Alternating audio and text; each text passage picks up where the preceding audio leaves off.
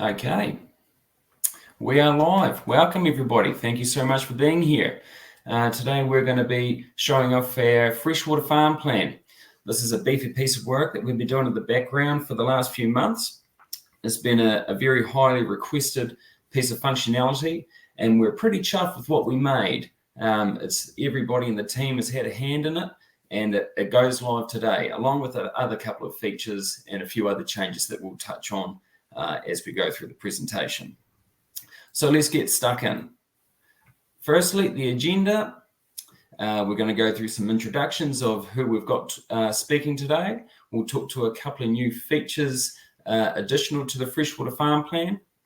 Then we'll go through the actual nitty-gritty detail of a demo of the freshwater farm plan. And we have a Q&A. So you'll see that we've got a chat there. So at any time, if you have a question at all, you can type in there. And at the end, we've got some time set aside, and we'll do our best to answer them. So if we could all get cracking with using the chat, why don't you type in there if you're farming or if you're a consultant or what profession you are and whereabouts in the country you're calling from. So moving on, who are we? First up, me, Russell MacKay from Southland. I'm head of sales and marketing for FarmIQ, and I'm also a sheep and beef farmer from around 150 years near Pyramid Hill or the Mataura River there, if you're familiar with the territory. Been here for a couple of years now. Cliche Lincoln grad, done all things farming, fencing, shepherding, bit of banking, some dog sledding. So yeah, they had a bit of a wild journey to get here to FarmIQ. And then next up, we've got Tara. Tara, why don't you introduce yourself to the folks? Yeah, hi everyone. I'm Tara Hegarty. I normally sit on the FarmIQ side of the company, doing technical support and training workshops. And I've recently completed my Masters of Environmental Science, so that's why I was sort of brought over to the FarmIQ side to help out with, building that freshwater farm plan tool and helping sort of simplify those regulations. Fantastic. Thank you, Tara. And then moving on to Todd. Todd, why don't you say good day to the folks? Hi, everyone. Todd White. I'm the head of product at FarmIQ. I work with the product people there and the developers and making decisions about where we go with the product. And yeah, I've been working in the company, as probably some of you know, for quite a few years now. And I started out in science and moved over into sort of using tools like FarmIQ to help really make farm decisions. And this latest thing is a really exciting for us, and we'll let it go on. Fantastic. Thank you, team. Before we press on with the freshwater farm plan demo, just quickly tell you about a couple of other wee things we've been chipping away at the background. First of all, our new app keeps on ticking along nicely. The latest thing we've put in there is rainfall, so you can now do that on the new app. And we've also got an integration with Harvest, with the Harvest weather station. So that will be released in the very near future. So look forward to that. And the other thing we've built is tasks on the map. So this was a piece of functionality that we needed to build for the freshwater farm plan that Tara will go through, but it's had a positive byproduct where you can now use tasks using your map to show an exact location of where your staff need to complete an event. Okay, now cracking on with the freshwater farm plan, but for first a little bit of context. A lot of people here I see in the chat are farmers, some are consultants.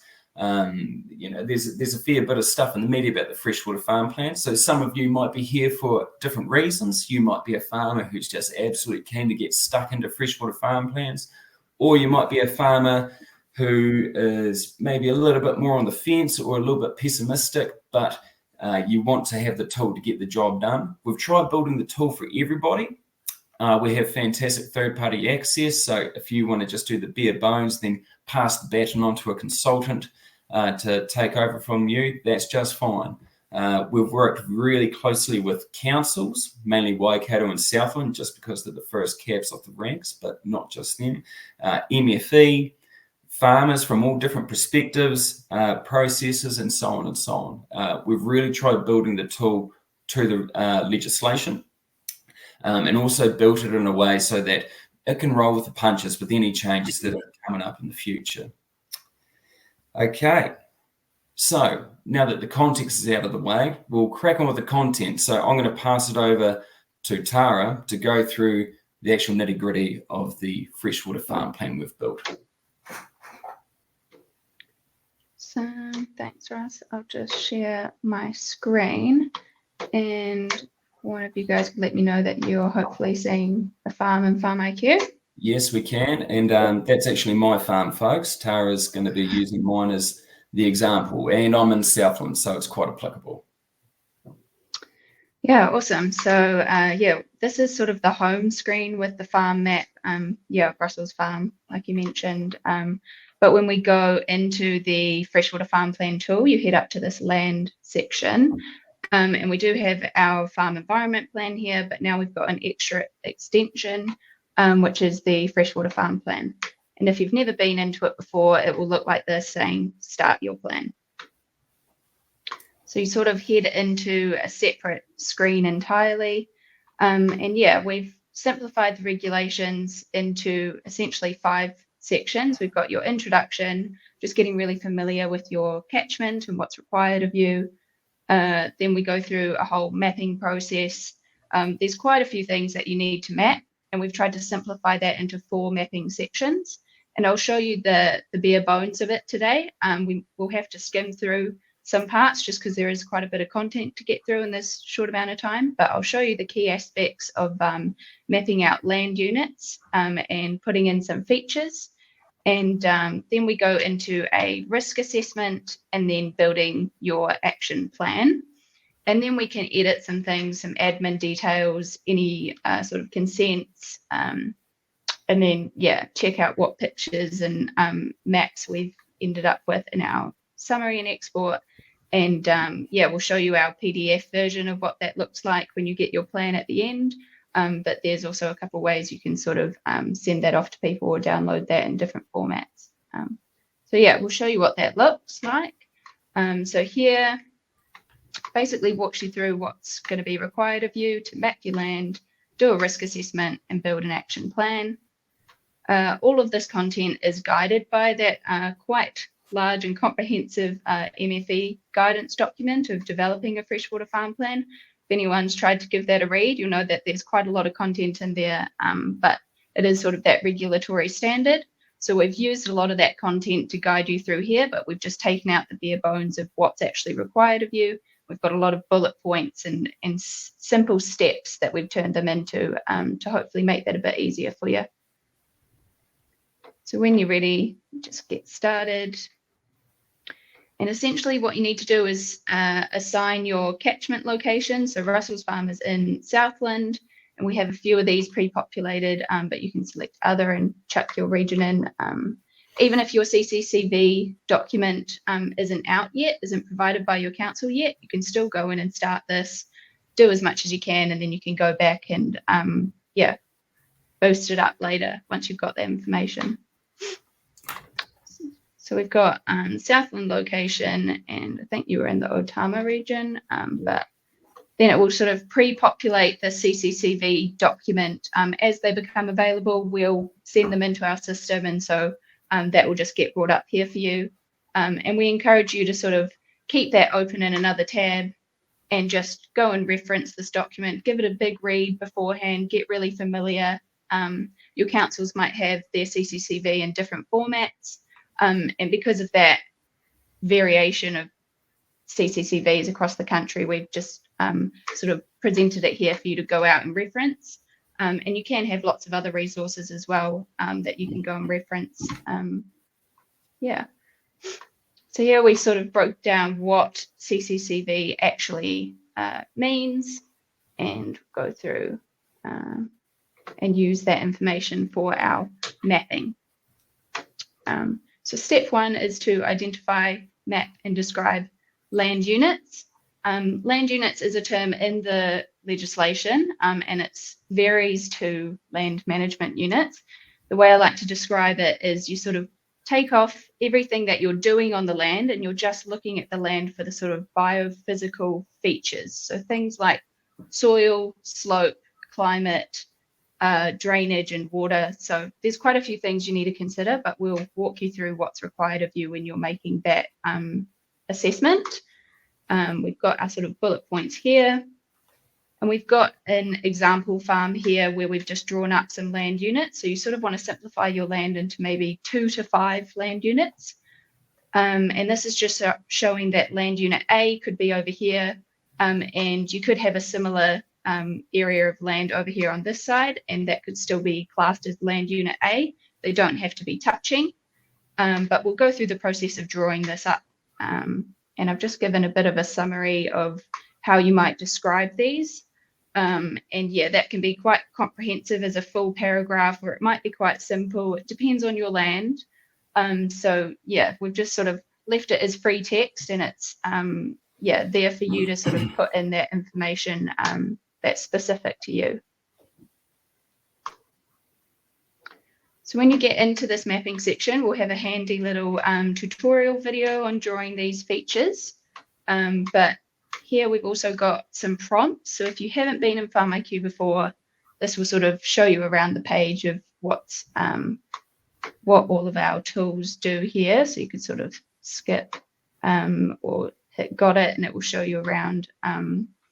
But essentially we get your farm boundary here, and we've taken off the paddock layers here just to make sure you're sort of looking at the land as a whole rather than what you're doing on it. But you can turn that back on if you want that to guide your decision making as well. So you just hit show paddocks on the left here. And then if you have any layers that you want to pull in, so in FarmIQ you can pull sort of regional map layers and sort of soil layers by using shapefiles, and that will go into your sort of home farm map like we saw before. And then you can sort of turn your features on and off in this section. I think your farm's pretty empty here, but what was it? Health and safety, and I think I had streams here. So for this one, if I want to use my streams to sort of make that educated judgment on my land units, I can turn that on and off here. We do have a topo map that's at 1 to 50,000 scale as well. But if you wanted to have a topo map on a finer resolution, you could bring that in as well. So just go back to that satellite screen. So when we're drawing our land units, you want to head over to this side and hit essentially add one. And I'll just do land unit A, and you can choose any sort of color over here. And then we've got this awesome new feature where you can draw outside of the farm boundary and it'll snap within there. So that will hopefully save you some time with those niggly shapes. And then it will just sort of load up here on the left. And I can add another area down over here and say that that's all quite similar. Save. And then I'll just add another land unit just for this demonstration. Land unit B. And I've got a different color going, but I'll just show that if you go over this land unit here, it'll just sort of snap within those boundaries. I'll sort of cut that off there. But once it loads up, for the interest of time today, because every land unit you do, you have to do your risks and then your actions, and it can build up as you go. Just in the interest of time, I'm going to keep it to one land unit. So I'll just delete that. But yeah, it's quite an iterative process. You can sort of play around with it. And then when I had all of my land units drawn up, I could take a screen capture, hitting capture at the bottom there. And this will just send essentially a screenshot of this map into our summary plan at the end.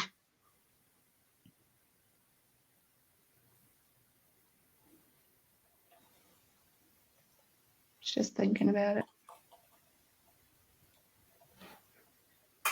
There we go. Yeah, so that is essentially our land unit mapping requirement. Then we go in and whatever land units we had created in that screen will come up as a list here. And you just want to describe it, and you would be considering all of these features here of the land when you're writing this description. So that can be quite comprehensive. I've just prepared a very short summary here that I'll quickly type in, which just give you a bit of context as we move through. Moderate drainage.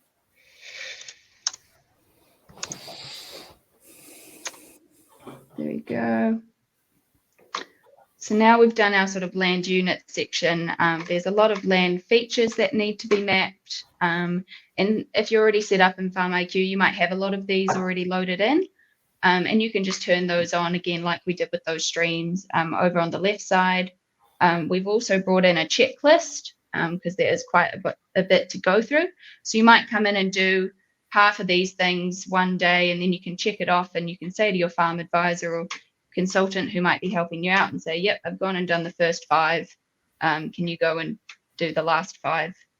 So that's just an easy way to keep track of what you've got. And yeah, we've got our layers here of everything sort of in that home map, but we've also got these sort of features here that you can go in and draw from this screen. So essentially you can draw areas of similar soils and call it what you want and save it. And yeah, same sort of idea. Once you've got in your features, let's say go back and let's say drainage systems.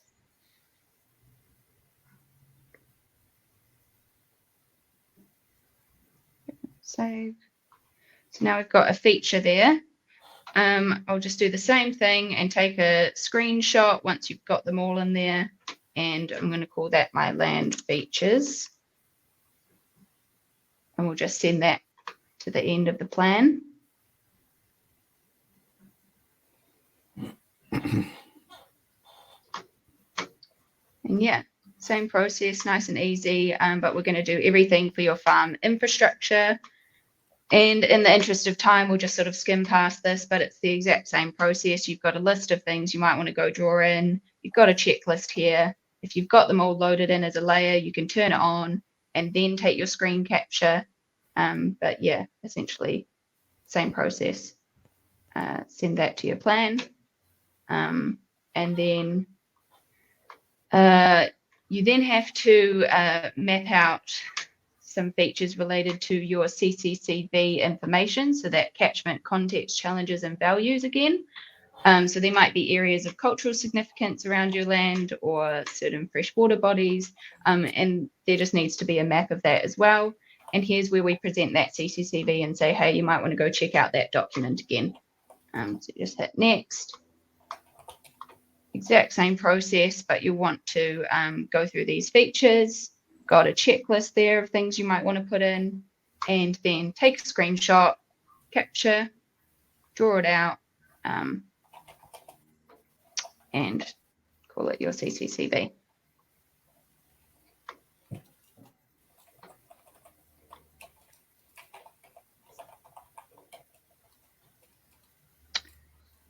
And yeah, that is the whole mapping section.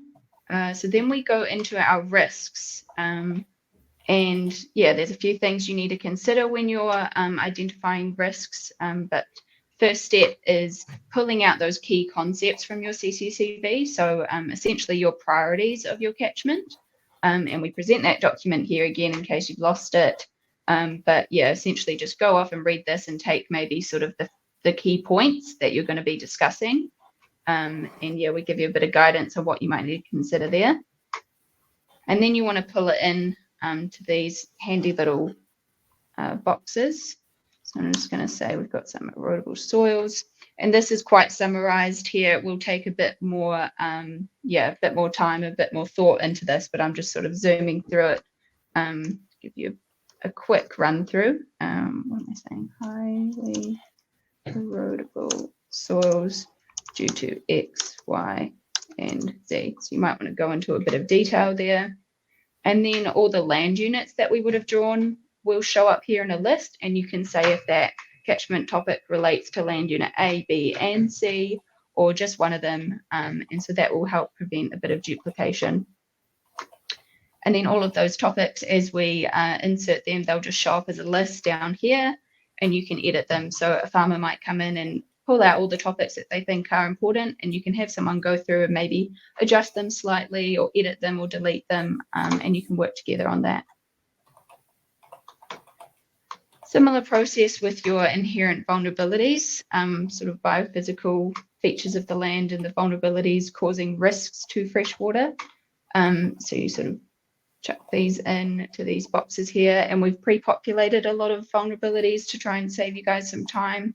And this has just come from the MFE guidance document again. So say soil, we could say nutrient loss, you could select multiple, and then you can say where that occurs. And same sort of process, it'll just sort of summarize up here. Then you need to identify your farming and growing activities. What have I got here? Land and soil. And I could say we're doing a bit of erosion control. So I could say riparian planting, go into a bit more detail of what that activity is and when it's happening. And we can say where that's occurring on land unit A. So yeah, same process, we'll just sort of load up here in a list. And then considering those three factors, we're going to draw some risks to freshwater. And so here it will give you a summary of each land unit. So we've got land unit A, which we have a description for, and we identified one catchment topic, one vulnerability, and one activity. And you can see a bit more if you want a bit more detail, but it can get quite cluttered once you've got quite a bit on the page there. So we pulled down just those activities in a list here, and then for each activity you need to add a risk. So here it will pull back to those vulnerabilities we mentioned before. What are the catchment topics that are going to be considered with this risk? You need to describe this risk. I'll very vaguely say risk to freshwater from erodible soils causing sedimentation, sedimentation risk. You have to categorize that risk. And then we've got a risk matrix that was sort of provided by Waikato Council as a good way to sort of justify your risk assessment. So you could say that we're sort of doing an action of planting. So we've got a bit of a low risk there. So yeah, now you've got your land unit, catchment topics, vulnerabilities, the activities pulled here, and now we've linked a risk to that. So now that we've identified our risks, we need to set up some actions to address those risks. And we've got a bit of a description here about drawing out SMART goals. So yeah, just specific, measurable, attainable, relevant, and time-based is what they really promote when drawing out your actions. And yeah, we've got a bit of a summary about those risks. And essentially you need to put in if you're doing any existing actions or if you're going to set up some new actions to address those risks. So it just goes through it risk at a time. So it's nice and simple and you don't get overwhelmed with everything. But here we can sort of say, I've already done some planting. I can say what type of planting and where that's occurred.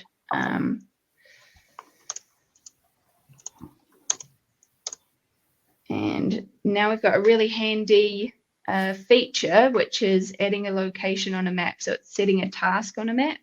And I can say I'm doing some planting from here to here, or you could do a dot, but essentially that will just link it back to your map and say where this action is occurring, and that will flow through into your farm diary as well for anyone needing to undertake that task. There is a sort of categorization required in the regulations, and then we can set a date. So this was in the past, and I can say it's going to be done by the end of the month. You could say if it's already been complete or not. And then if this action is going to address some other risks, we've only done one risk today, but if we had a bunch of risks here, we could say, and this is going to address 5 other risks as well. So that's really handy to reduce a bit of time. So just hit save. And then it's the exact same process with adding a new action, but we just thought it'd be easy to split it up and make it very clear on what you're putting in each time. And then we'll just jump to the summary and export. So we have the farm operator details, farm owner, anyone who prepared this plan. So if you have someone helping you, you can add their details in, the farm details, resource consent. So if you have any sort of regulatory information, if you're planning on using freshwater farm plans to meet another regulation that specifies that it can be used for that purpose, you can add some consent attachments in here. And then here's where our maps flow in. We took those screenshots back in the mapping section, and it just flows into here. We can edit those, and you can add attachments. So if you're really not into the whole digital mapping, you can absolutely just upload a hand-drawn map or any sort of PDF in this section over here. If you wanted to go back and add a new capture, you just hit that button and it'll take you back to the right screen. You can make adjustments and then do your screen capture again. And then you can just jump back into this section here and go off and edit that again. Because I didn't take a screenshot here, that one's just missed out. And so we've got our 3 out of 4 maps here for now. And you can add any sort of PDF attachments in this drop down as well. You can write some notes for anyone who might be working through the plan as well. And if you know your certification and audit details, that's there as well. And yeah, we can export our freshwater farm plan here.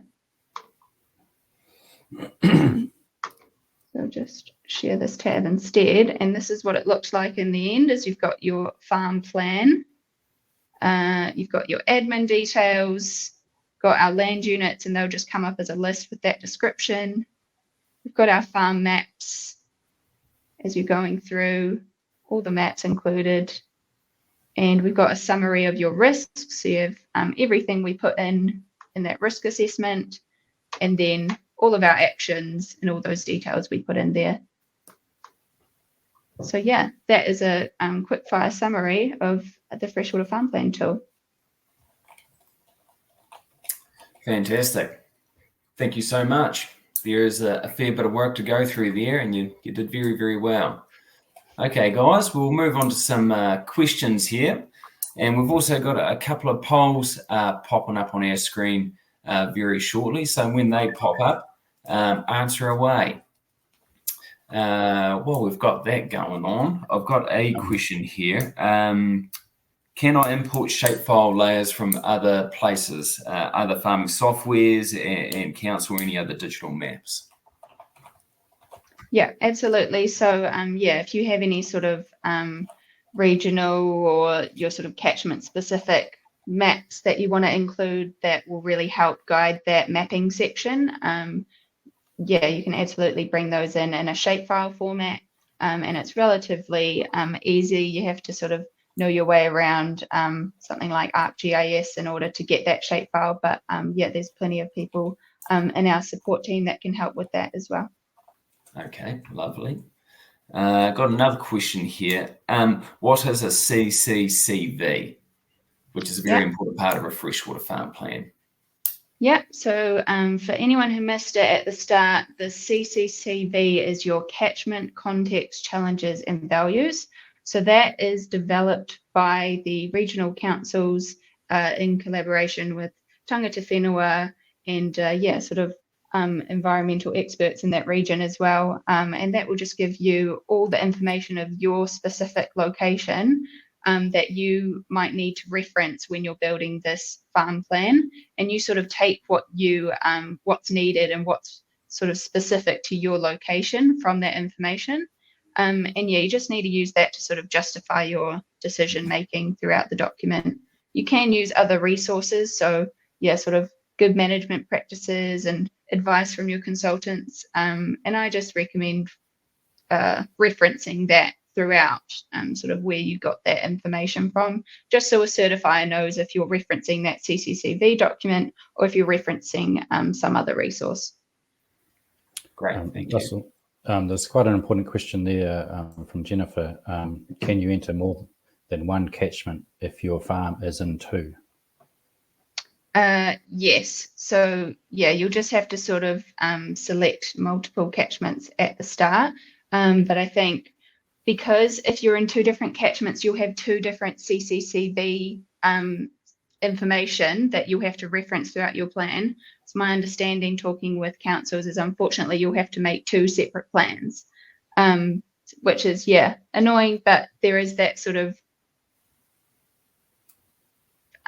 need for it to be site specific. So yeah, but we can help with that as well. And maybe Russell, there's a couple of good questions there from Sarah and Roger around how to get access to it. Is it a standalone tool, or do you have to pay extra? Do you have to buy FarmIQ with it to get it? Yeah, that sort of thing. Okay, so yeah, Roger, for existing FarmIQ farms, no, this is no additional cost. It's just inbuilt with the software. Everybody gets it. But we are also introducing a new pack light that we'll touch on after the Q&A, which will be $40 per month. So if you just want to get a freshwater farm plan, we have a very affordable way to do so. Have we got any other questions there, Todd?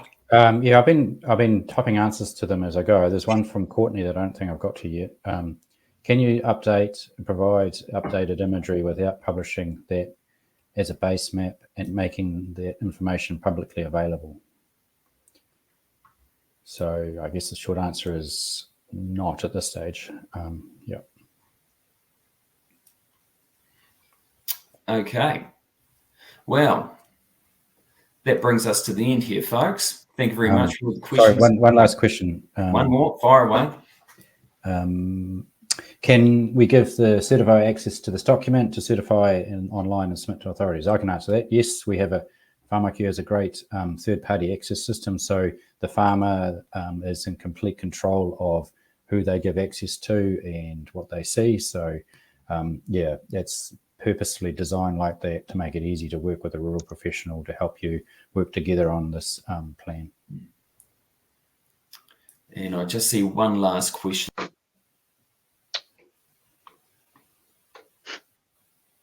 Has he popped out? I think so. Peter K says, you've got a section that covers particular compliance topics, or do you need to include? Yeah, so we're looking at intensive winter grazing, where we have a lot of functionality that overlaps and will work quite well to complete that.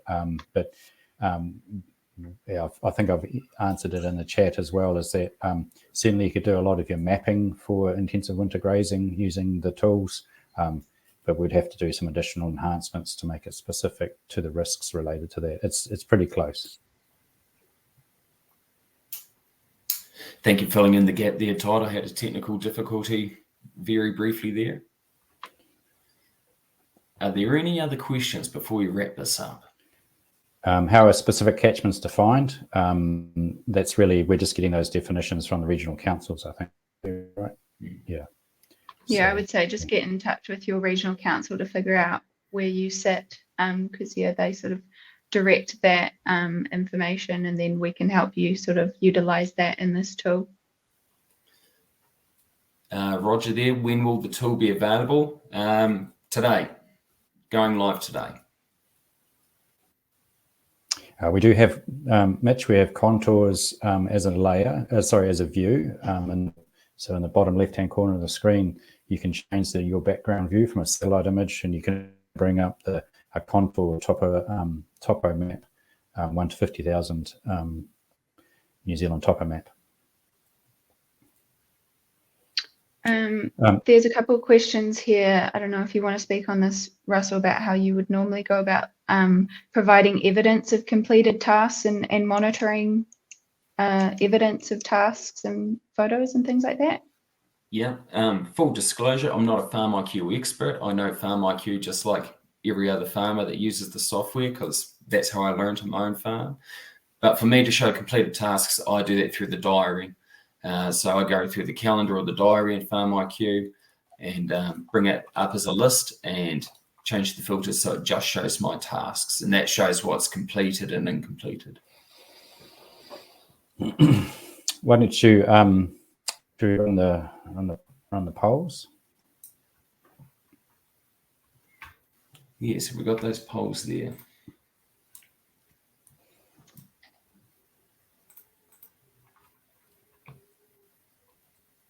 Might not be having any luck with the polls coming through, which is unfortunate, but that's all right. We'll press on here, guys. We've got a bit of information coming out your way, so there'll be an email. There's data coming from the polls, so that's good. Say again, sorry? The polls are working. We've got answers coming through. Fantastic. So everybody here, you'll get an email with a bit of information, and also a recording of today's webinar. There's something that you can't quite remember. So this email will have a bit of information about a couple of other changes at FarmIQ. So as of today, new farmers coming on to FarmIQ will be paying a flat rate per farm. So we've got a bit of information about a new pricing structure. As existing FarmIQ users, there's a few of you on the call today. Don't worry, we'll be in touch about changes coming months down the track. But thank you very much for joining us, folks. In that email, there'll also be information about our new pack Lite. So that's available today, starting at $40 per month. Yeah, cheers for coming along. It's been great to show you this piece of work. We're very proud of it. It's been a lot of mahi by the likes of Tara there, and we're excited to send it out to market and see what the response is. So thank you for your time, folks, and we'll see you around. Thank you. Thank you.